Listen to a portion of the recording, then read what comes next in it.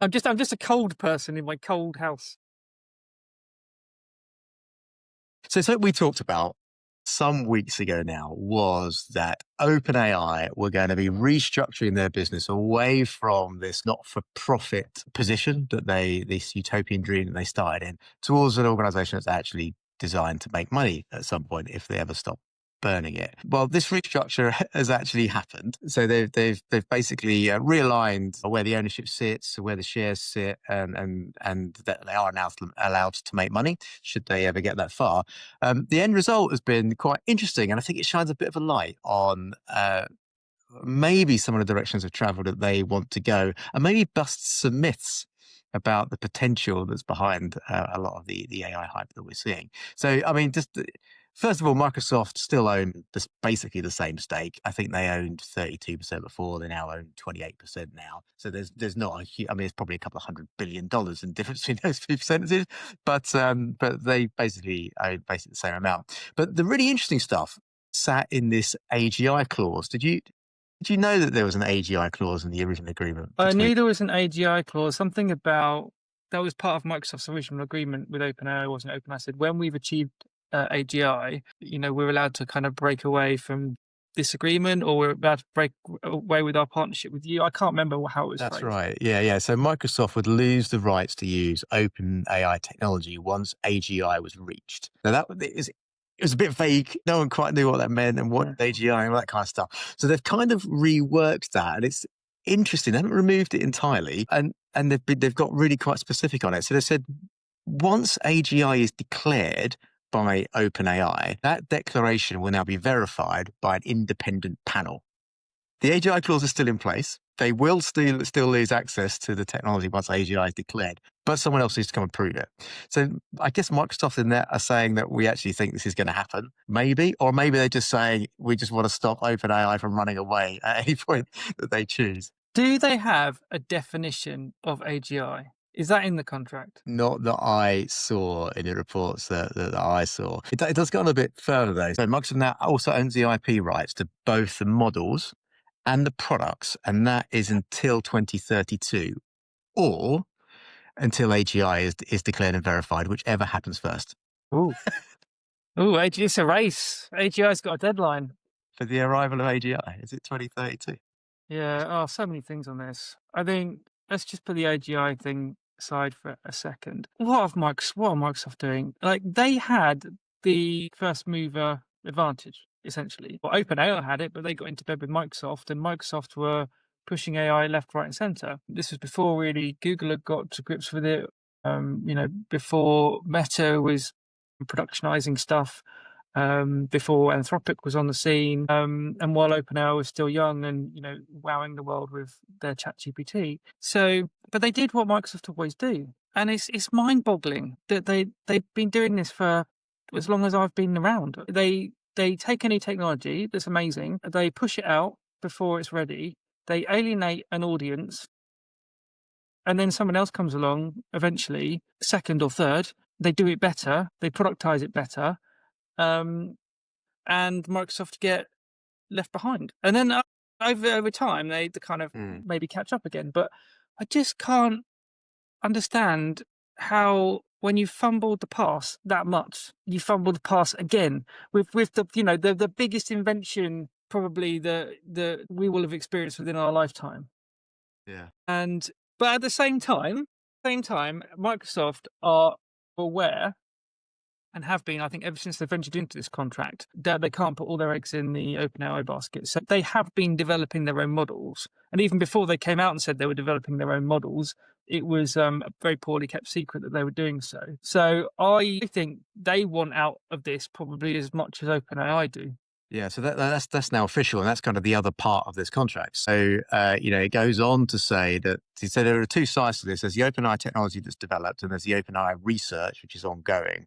Microsoft, the technology they've got access to 2032 or AGI, the access to the research that OpenAI are doing, they've got access to until 2030 or unless AGI is declared, whichever comes first.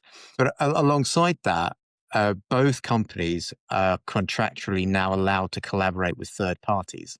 So So Microsoft are now legitimately allowed to talk to whoever they want and work on their own stuff and work on different stuff and use other people's technologies alongside working with OpenAI.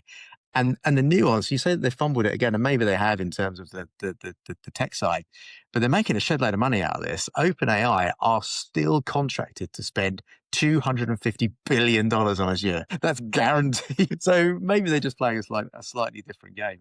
But yeah, I thought that was interesting. So they both organisations Yeah. have basically said we don't have to work together anymore. We can work with What whoever. what what's so funny about this is how history just rhymes. So I don't know, we've talked on here before about some of the similarities between OpenAI and Apple. We've kind of compared the two. I don't know whether that's fair or not, but we have compared the two. The thing that's common to both of those is Microsoft. They're in the background Mm. making it work. When the Mac came out, Apple just couldn't get any good Office software on it, and they did this deal with Microsoft. So Microsoft, the behemoth, bigger than Apple at the time, wrote a load of Office software, and essentially it was essentially like an investment in Apple. And ultimately that led to Apple being more popular. And Microsoft have kind of done the same thing with OpenAI, right? But it works both ways. So they're kind of investing in each other, and you've got this kind of odd AI monopoly money thing going on. The other interesting thing I thought, which is maybe a little teaser to the future here, is that there's an explicit line in the contract that Microsoft has no IP rights at all over OpenAI hardware. Ooh. Yeah, I thought that was fascinating. Ooh, OpenAI Where is Johnny hardware. Ive? Where's he been hiding? Yeah, because that's interesting. So we know that OpenAI is making a hardware product. We know Johnny Ive is involved in that, but there's a bigger hardware question, isn't there? Because what we've seen recently is we've seen Gemini 3, Google's new model, come onto the market and really, really impress. And it's now currently, I think maybe a couple of days ago, Anthropic just Mm. released their new model, and I haven't got up to speed with that yet. So the goalpost might have changed again. But as of last week, anyway, Gemini 3 was the kind of the one that performed best in most of the benchmarks by quite a way.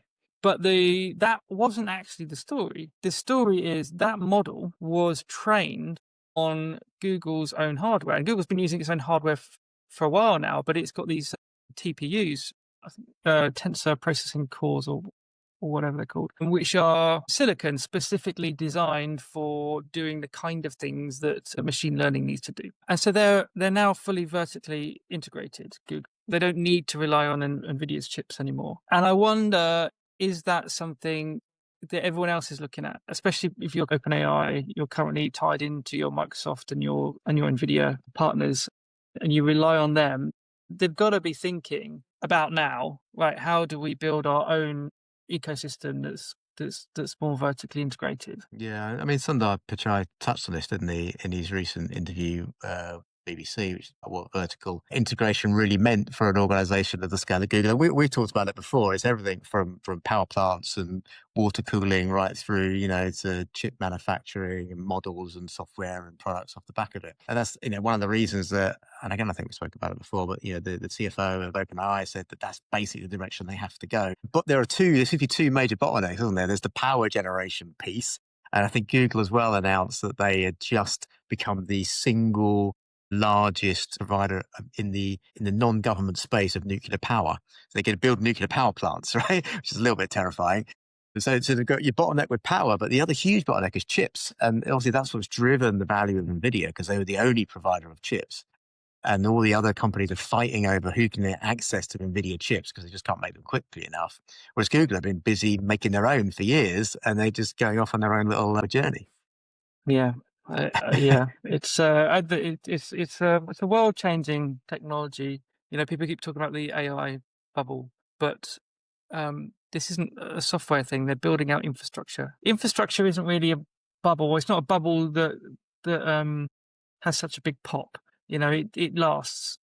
And it's motivating. It's motivating countries, including the UK, which I know you were kind of talking about earlier, to invest in that infrastructure and to figure out fundamental problems like how do we get more power? How the world is using more and more energy, and it's going to do that with or without AI, right? So where's the energy coming from? How do we upgrade our grids?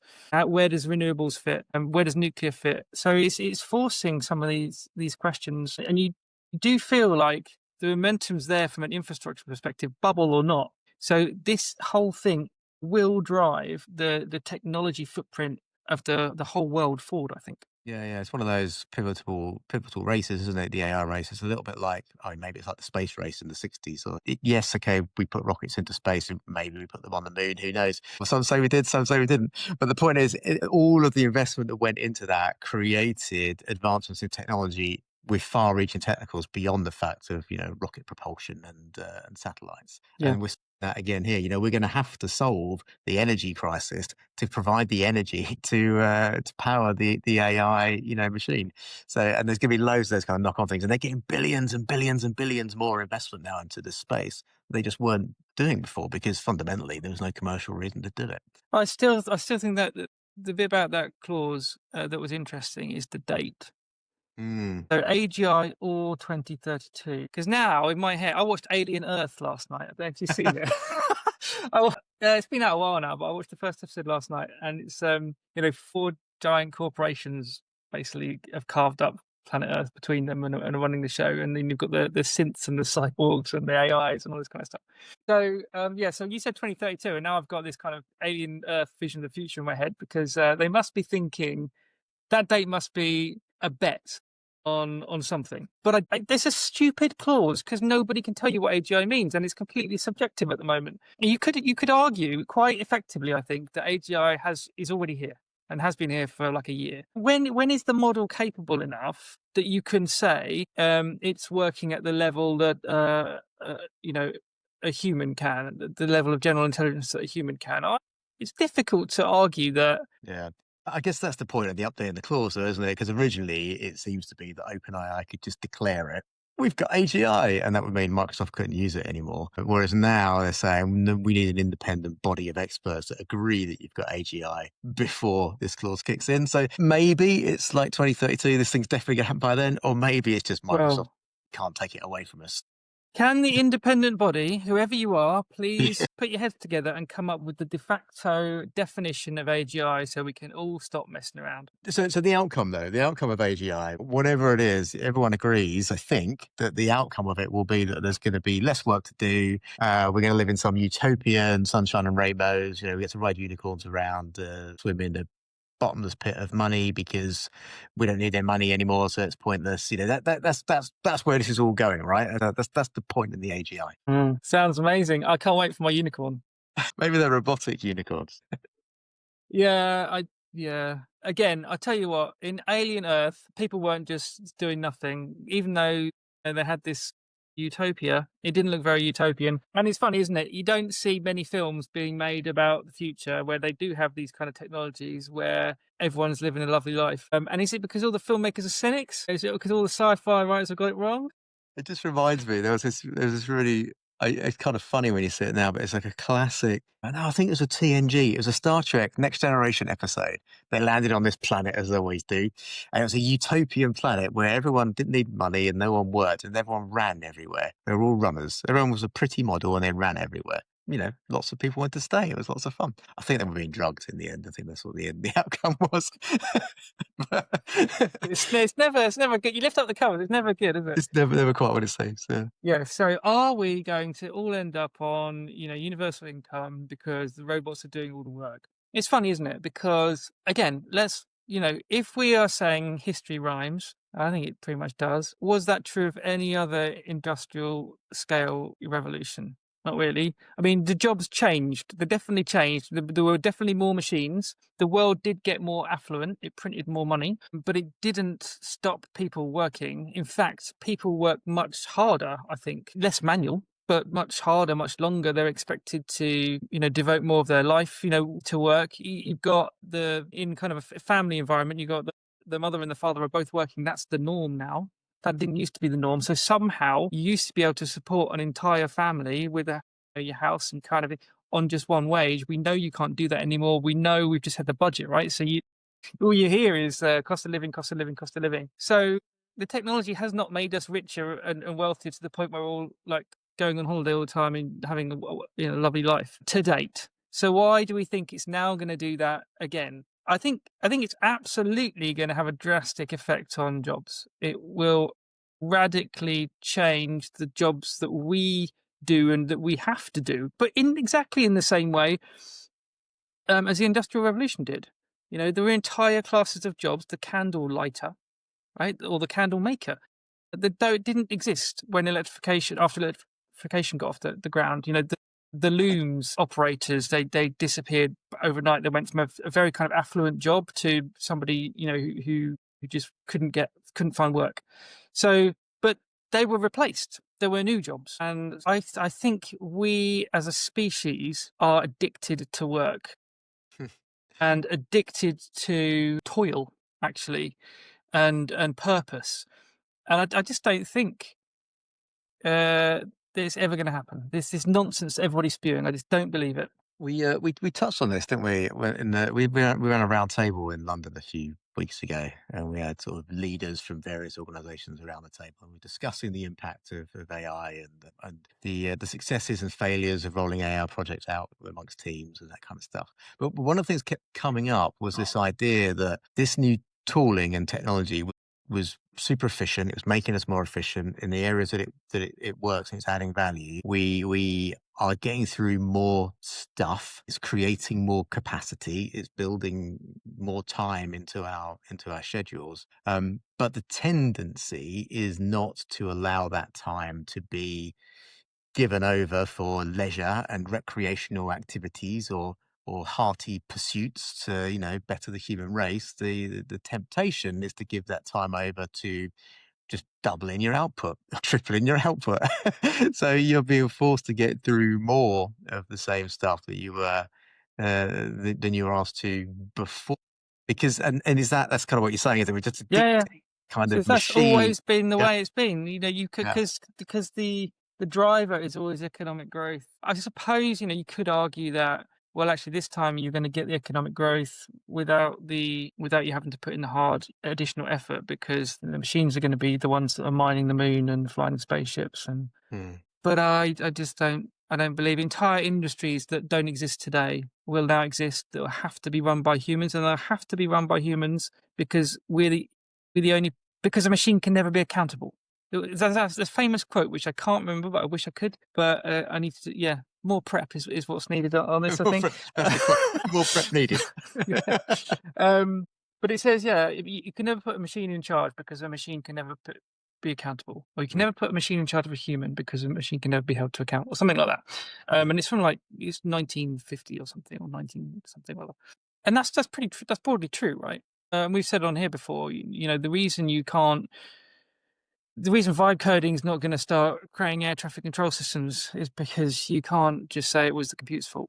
Um, you know, and as we have robot armies on Mars terraforming the planet, we're going to need armies of people that are kind of holding them to account and holding the systems of recording count to account that are around that and facilitating that. So yeah, I just think we're going to change. But we're going to change, but we're not going to change. Yeah, I say it's what held back autonomous cars for years. It's still what's delaying the rollout. Effectively, is whose fault is it when it goes wrong? Because it can't be the car's fault when somebody dies. I think that kind of insurance, that legislation bit is kind of interesting. But we've seen huge announcements, huge progress, huge strides in the robots though in recent weeks and months, haven't we? I mean, some of the stuff that's coming out, you have to double take. It's like, is it real? Is this AI generating the video now?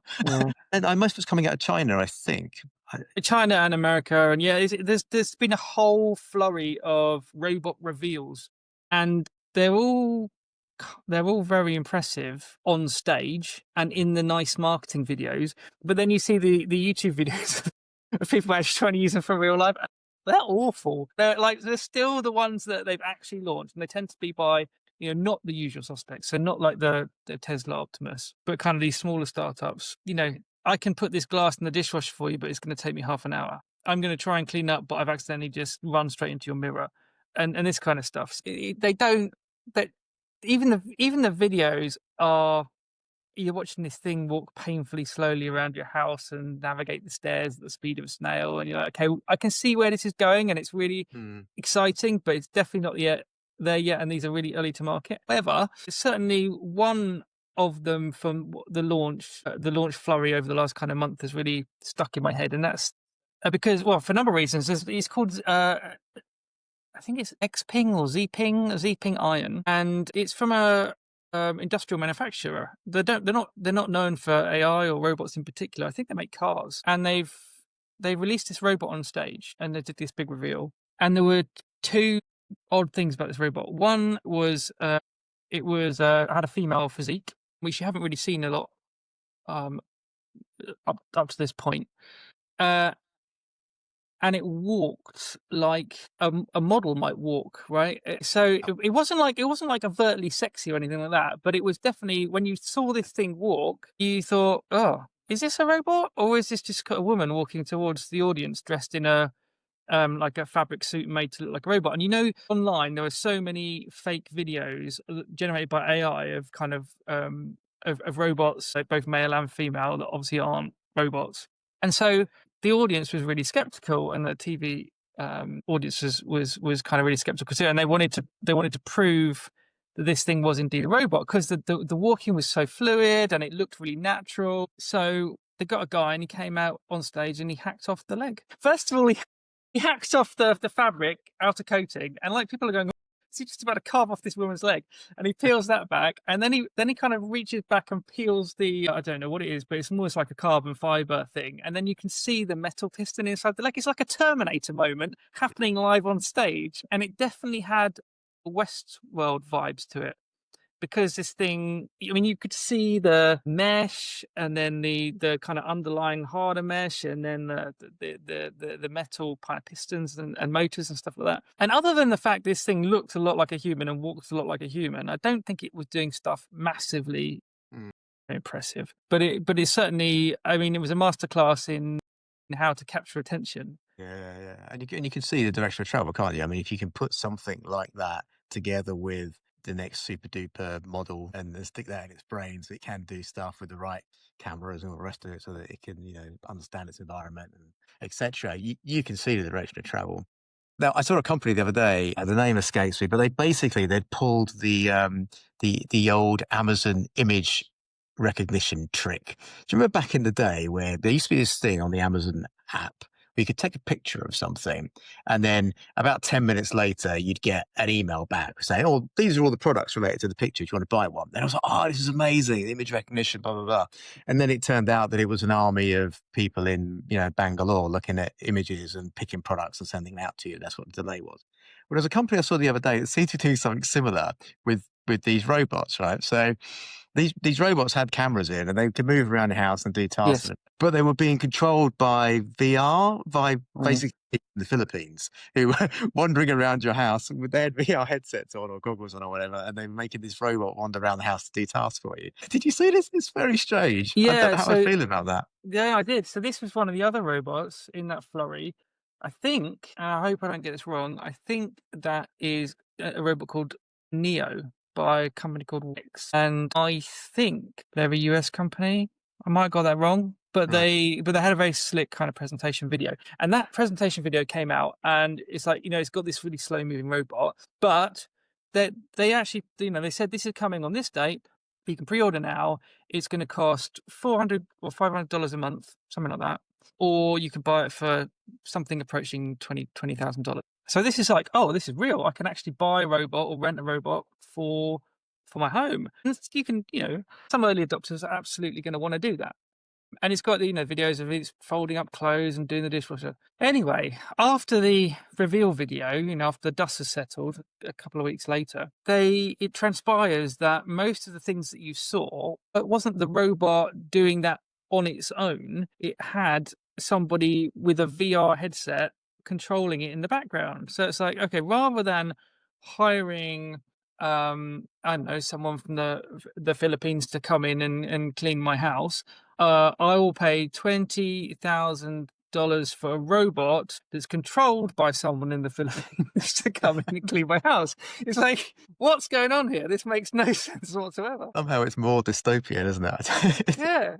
I mean, it's the equivalent of the drone pilots today, isn't it? It's just, Yeah. your drone's got arms and legs, and it's, and that's even more scary. So you've got some human somewhere that's got goggles on that can see all around your house and is doing everything in your house. It's not Yeah. some like inanimate robot that's that's anonymizing your data or whatever. It's yeah, it's very odd. People worried about their Alexa spying on them and eavesdropping on their conversations. Yeah. You've got someone actually deliberately looking, trying to figure it out. Well, that's the thing, and that is kind of interesting, isn't it? So, when Google first started ads in Gmail, everyone was there was an uproar, right? Because Google must be reading my emails. Well, no, but I can see why you think that. And then Alexa and all these kind of smart speakers come out, and there's uproar for quite a long time. But it's listening to everything I say, and everyone just kind of gets over time. Everyone always just gets used to it. It's like with smartphones when they first started having cameras, isn't it? And right now, it seems utterly terrifying to have like a robot that can see, hear, move, map your entire home with lidar. Probably, if there's anything you're ever going to invite into your house that could literally know everything about you and everything about your family and your possessions and everything, because it can see you doing everything. You might be on your machine, your And computer, tapping into your bank yeah, account, whatever. and have agency within the home. Yeah, It can I do think this. stuff. I think there's some things we still need to work out here, and I think this is going to be there's going to be some very interesting headlines between now and 2032. Yeah, yeah, yeah. I mean, and this underpins the whole thing, doesn't it? It's trust, and that's the reason actually we're seeing the likes of Sundar Pichai come out and give those kind of, for him, answered interviews. I mean, often people don't even know who he is. They might recognise him, but certainly wouldn't probably know the name as the CEO of Google. Others have been doing. Obviously, Sam Altman's becoming a bit more of a household name. CEOs across. Obviously everyone knows Musk, and people know, Microsoft and etc. Like these guys are coming out and being more and more the public face of the company. And they're trying to engender this sense of, we're not a big, nasty corporate. I'm just this guy trying to do good things for the world. They're trying to build trust in this technology, I think, because it's going to become more, is intimate the right word? The way that it knows everything about you and interacts with every part of your life, whether it's, the model that you talk to or the robot in your house, whether or not you trust this technology and the companies that ultimately operate it, is going to be it's going to decide whether or not these things succeed or fail. And it's that trust barrier that has to move. You've got to move the dial on that, haven't we? I think Mm. that's, and this came up. I was at another event yesterday, day before, sometime this week. And we were talking about the differences between deterministic and non-deterministic software, as you do. And one of the things that came up in this was about how you can trust a software agent to make decisions on your behalf. And there's a cultural shift that needs to happen here. When you're building software traditionally, you give it a set of instructions, and if you build it properly, it follows a set of instructions and you get the same result every time. But when you're using kind of this new way of building non-deterministic software, an agentic form, you're building in constraints, and it's much more difficult to guarantee the same result every time. In the same way that if I ask you to explain something to me, you will give me roughly the same explanation. It will basically mean the same thing, but it won't be identical each time you do it. And we're not used to that from technology. We're not used to that from machines. We're used to, X in, Y out. That's what works. We've got to learn to build trust that they actually, even though the way we're interacting with these things is changing and the access and the agency they have over the world and the environment around them is changing, we're able to operate in that world. It's a cultural shift as much as anything else. It's the biggest problem. It's the single biggest problem probably in this whole kind of AI space that we're in, and it kind of that will dictate its future use and success. So we're getting around it in software by basically not trusting it. So we're logging everything it does and every decision it does, and anything where it's actually going to take action. At the moment, we involve a human in the loop. We should be involving a human in the loop. And then you've got stuff like the EU AI Regulation Act that's trying to put some things in place very sensibly. But then you've got governments like America that are going, no, we don't need regulation because that's just going to hold up progress. But it's going to come home to roost at some point. Whether they want it to or not.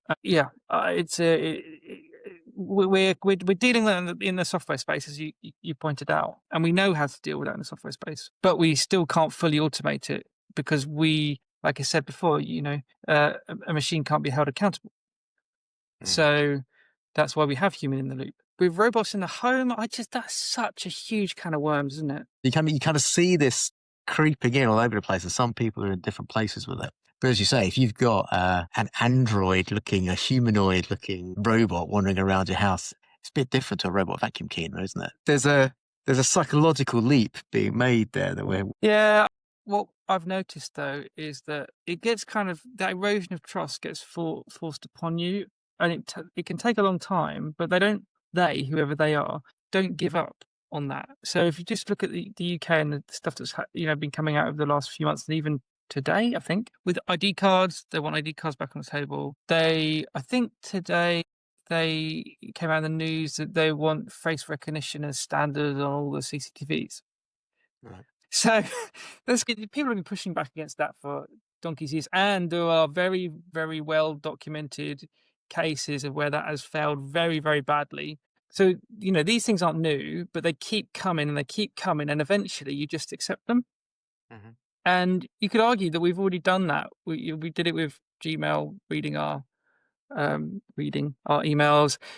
We did it with the early smartphone. Now cameras are everywhere, and we just accept that cameras are everywhere. We accept that people will appear in loads of other people's pictures. We just will. And goodness knows where those pictures get put up online. And with kind of Alexa and Siri and Google Home and all that lot, we don't think they're listening to us, but they could do if they wanted to. They could keep that stuff on the server. It probably is being used by spy agencies. Feel like, meh. There's just there's a gradual kind of your defense is lower over time, and you just get used to it. And it's kind of the regulation needs to be there, and that's what doesn't really exist yet in this. Are we seeing any shift in this even within the software industry? So MCP is kind of like an API layer that needs trust, right? You're sending an instruction and you're hoping to get something back that fits with the output that you wanted, rather than it being a defined in and out in the way of traditional API. Mhm. But we're seeing some maturation in that space. The idea that MCP was brand new a year ago. It's a year old, right? Give or take a few weeks or a few days. And many of the technologies that arrived and disappeared in that time, they've come and gone. But MCP's stuck around and it's grown traction. It's become mature. It's getting adopted. It's being called a standard now, which is very, very, very quick in the scheme of things. You're stretching it probably as far as you could go.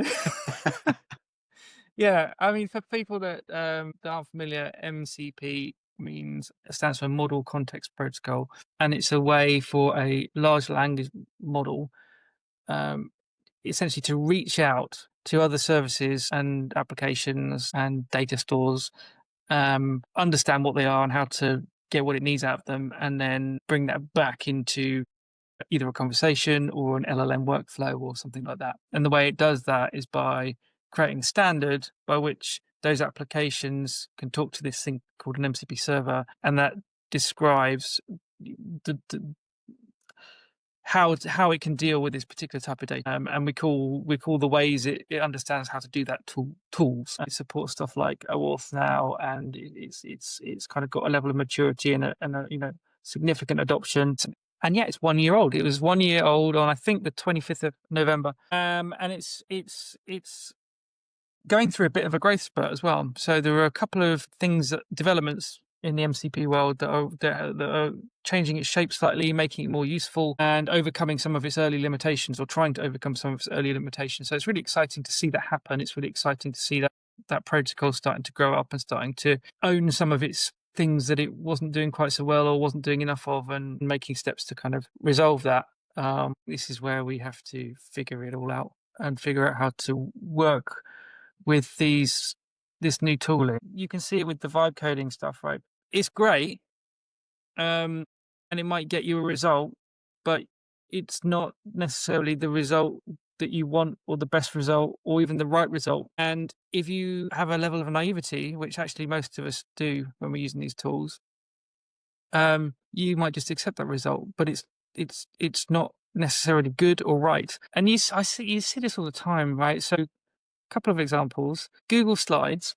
They've just integrated the excellent Nano Banana image generation capability into that application. So you can create your slide in Google Slides, and you know um, you might have your brand template that your company's got or whatever.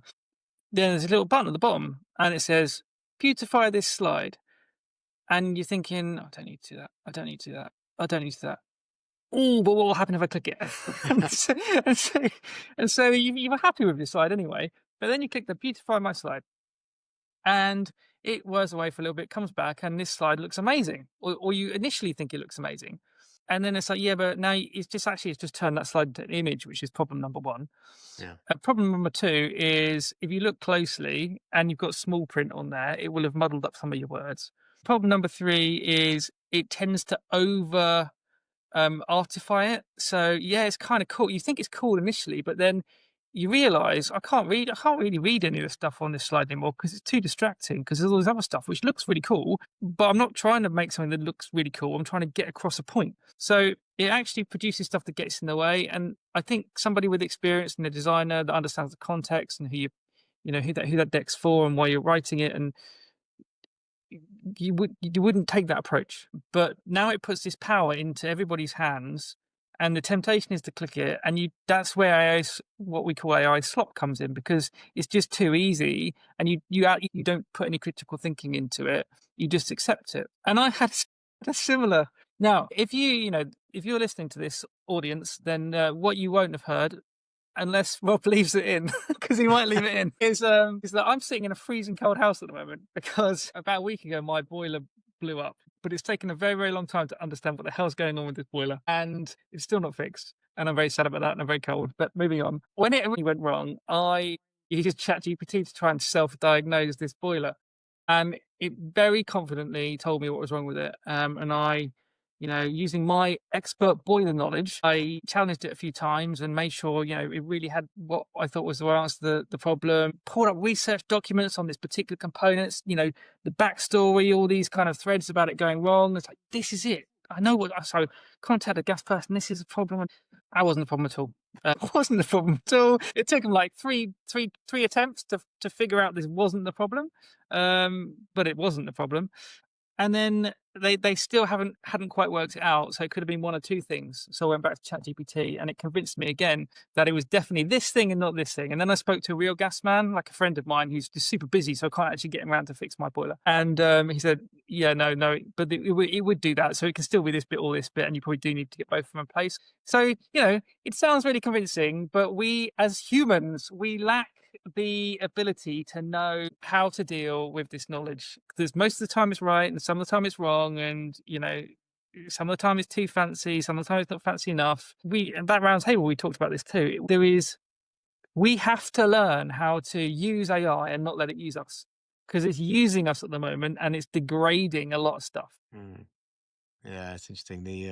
We're almost exactly a year on, apart from the MCP birthday, we're also exactly a year on from our Prime Minister standing up in front of the world and saying that the government was going to be bringing a productivity game-changing time by introducing AI into the civil service. Now, I've seen a number of reports recently. I think it just coincided with the anniversary of that speech, and you know how the media like to get hold of the speech and make the most of an anniversary. And they've been publishing all these Reddit groups which have got thousands of civil servants in them talking about how they're drowning in AI slop. There's loads and loads and loads of activity going on, but no one actually reads any of it. And it's like, press a button, publish it, done, summary, this document, great, that's what it actually says, and then using it, it turns out it's not. And while there are sort of pockets of success, and some of these rollouts are kind of adding some value, but the whole system itself is just not designed to respond quickly to change. And bringing in that kind of level of power, I guess, is that the right way of thinking about that level of power to what is and it's not just the government or civil service, all organizations when it first hits, that level of power to that level of immaturity in terms of, process. And we all know how bad organizations are dealing with change. I mean, that's not a secret. That's pretty common. So bringing that level of power to that level of immaturity, you end up with the mess and the slop that we see described. You know, it's inevitable, isn't it? Yeah, it is. And I have a couple of thoughts on this. I think I said it on the last live event we did. Just because I might be able to hire a cement mixer, make up some concrete, and pave over a small area of my garden, that does not qualify me to build the next motorway. It doesn't make me a civil engineer, right? I've been empowered to do something that is outside of my skill set, but that doesn't mean I'm now super skilled in that thing. So you have to understand the context in which you're doing it and the limitations that you're working to, and that you're whatever you're a hobbyist if you're not a professional. And on the software side of that, I keep saying this. One day it won't be true anymore, but it still is true. As software engineers, we have been at the sharp end of this, and we've had to tackle a lot of these problems, I think, a lot sooner than other people are having to tackle these problems. We have really, really powerful tools now that can produce huge amounts of code very quickly. And the code that gets produced is mainly good. The problem is you're not just outputting a massive amount of code. You're trying to build complex systems and modules and parts, if you like, software parts, modules. You're gluing together, and they need to make sense. And if you take a naive approach to using these tools, you end up with a mess. If you take an architectural and experienced approach to using these tools, then you use them differently. So you don't try and create an entire system on a one-shot prompt. You actually do the complete reverse. You know exactly what you want to build. You build it small. You build it iteratively. You keep the context window clean. You write the tests first, then you write the code, then with the tools, then you refactor it, then so there's a whole kind of process around, okay, I'm going to use the AI. The AI isn't going to use me. This is a new phrase. I'm going to coin this phrase from now on. And that's what we all have to do. We all have to learn how to use the AI, not let the AI use us. And it's an expertise thing, and it's a brand new tool. We've never had it before, so we're all trying to learn it. And I think you're starting to see this in the most obvious use case, which is of course content generation, and particularly sort of wordsmithing and writing. We need to use it as a writing tool. We need to not just outsource our brain and hope it comes back with the perfect response. Yeah, there is something really exciting happening in lots of these industries because of this technology.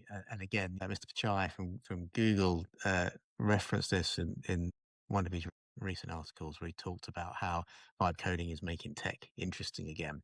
And what he was getting at is that, the impact it's having on early stage product development, idea development is akin to what happened to video production when YouTube happened, or to editorial development when Blogger arrived. It gave people the tools, ordinary people who were not skilled and not experienced, but had an idea and had enough excitement, had enough imagination to go and have a go and have a play. And all of a sudden, 16-year-olds or 14-year-olds in their bedrooms became video producers, and ultimately, as it matured, Mr. Beast becomes leader of a worldwide media empire. Right now, that happened because of the work that he put in as a kid in YouTube's equivalent to vibe coding. And so there's that spark of imagination, which is coming back to people because over the years, all types of software have become increasingly more complex. I remember when we first started, I kind of got into technology because you could bash out a website by stealing the code and doing view source, and it was all there, and you could just, copy and paste from elsewhere, and you learn as you went along. And that's what sparked my interest, and you built something, you could see it, and off it went. But as the technology matured and grew, systems became increasingly more complex. You couldn't really do that and achieve anything of any value anymore. You had to commit, you had to learn, you had to become a professional. What vibe coding has done is enabled anyone who's kind of got that spark of imagination to kind of get involved again and build something and see some instant results, get that instant gratification. And so at a professional level, it enables teams to develop new ideas and do first versions of stuff. But at the kind of gateway level, it's enabling everyone to kind of just be creative again. And so it'd be really interesting to see what happens as that matures. Who who are the Mr. Beasts of YouTube that are being formed right now by the vibe coding tools? I think that was what Mr. Chime was alluding to. That there's a wellspring of imagination growing here that's potentially being unlocked, which is kind of exciting again because tech had started to get a bit boring, a bit too difficult, a bit too grown up. But there's a joyousness, a whimsy to it now if you get to play with some of these tools. Yeah, I think it can get you out the starting blocks faster. But I'm sure Mr. Beast has put in the hard yards to become the kind of editorial powerhouse that he is now. Well, on that bombshell, that's the pod.